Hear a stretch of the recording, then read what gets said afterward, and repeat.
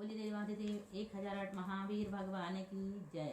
संत शिरोमणि आचार्य गुरुवर श्री विद्यासागर जी मुनि महाराज की जय।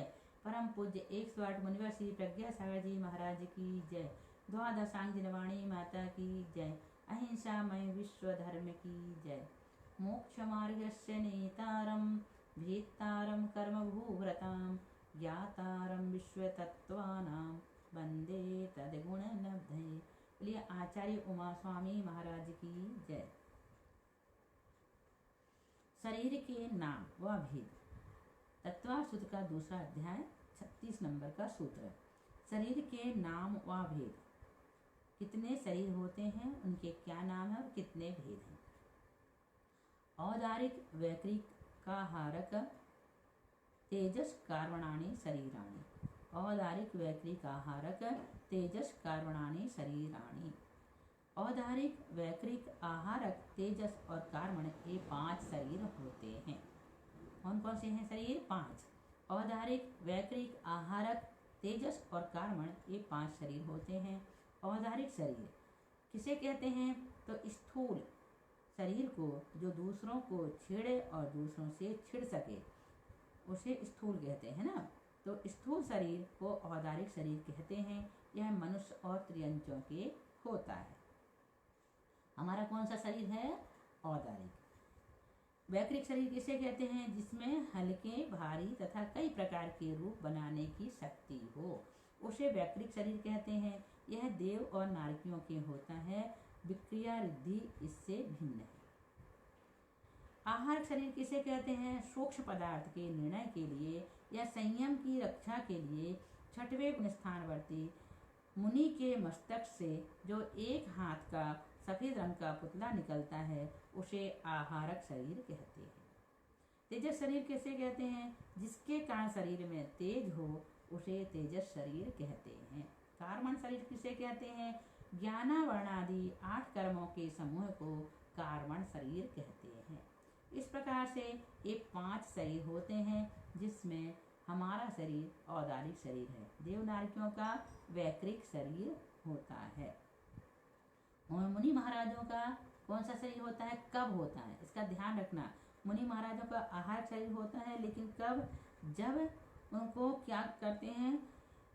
कोई संयम की रक्षा के लिए, सूक्ष्म पदार्थ के निर्णय के लिए या संयम की रक्षा के लिए छठे गुण स्थानवर्ती मुनि महाराज के मस्तक से एक हाथ का जो सफेद रंग का पुतला निकलता है उसे आहारक शरीर कहते हैं। एक हाथ का होता है और सफेद रंग का होता है। कहाँ से निकलता है? मस्तक से।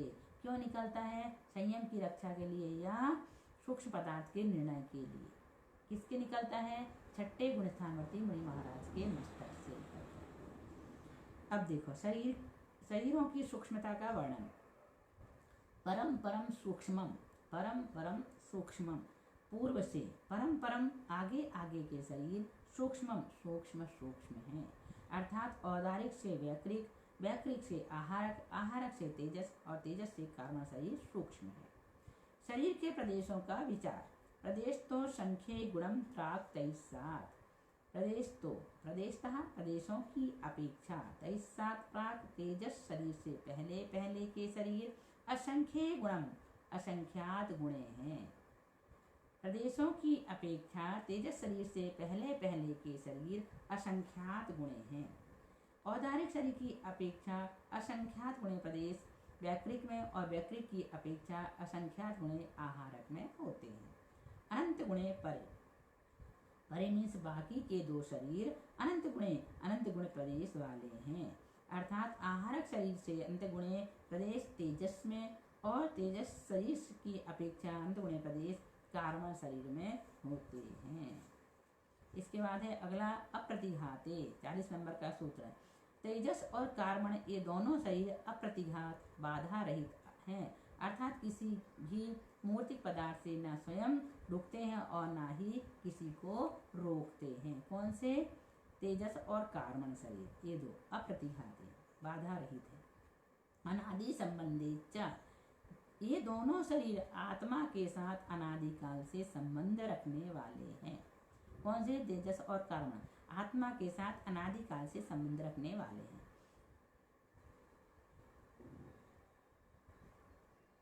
सर्वस्व, ये दोनों शरीर समस्त संसारी जीवों के होते हैं। सर्वस्व, ये दोनों शरीर समस्त संसारी जीवों के होते हैं। औदारिक होगा तो आहारक कर्मण भी होंगे, यानी 3 शरीर होते हैं। किसके? त्रियंचों के और मनुष्य के, सभी संसारी जीवों के।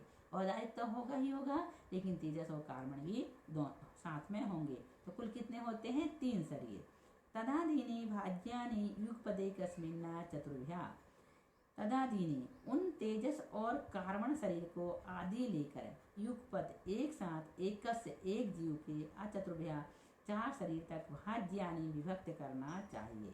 अर्थात 2 शरीर हो तो तेजस कार्बन, 3 हो तो तेजस कार्बन और औदारिक अथवा तेजस कार्बन और वैक्रिक, अथवा 4 हो तो तेजस कार्बन औदारिक और आहारक अथवा तेजस कार्बन औदारिक और वैक्रिक होते हैं।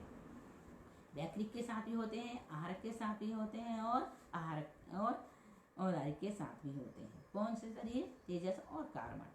कार्बन शरीर की विशेषता देखो, यहाँ पर बताया जा रहा है कि कार्बन शरीर की क्या विशेषता है। 44 नंबर का सूत्र है, अंत्यम निरुपभोग मंत्यम। निरुपभोग मंत्यम, अंत्यम अंत का कार्बन शरीर निरुपभोग उपभोग रहित होता है। उपभोग मीन्स इंद्रियों के द्वारा शब्दादिक के ग्रहण करने को उपभोग कहते हैं। औदारिक शरीर का लक्षण क्या है? गर्भ सम्मूर्छ नज माध्यम। गर्भ सम्मूर्छ नज माध्यम, गर्भ सम्मूर्छन जमाद्यम। गर्भ और सम्मूर्छन जन्म से उत्पन्न हुआ शरीर आद्यम औदारिक शरीर कहलाता है। वैक्रिक शरीर किसे कहते हैं? औपादिकम वैक्रिकम। औपादिकम उपाद जन वाले जन्म से होने वाला देव और नारियों का शरीर वैक्रिकम वैक्रिक कहलाता है। लब्धि प्रत्यम च, वैक्रिक शरीर लब्धि निमित्तक भी होता है।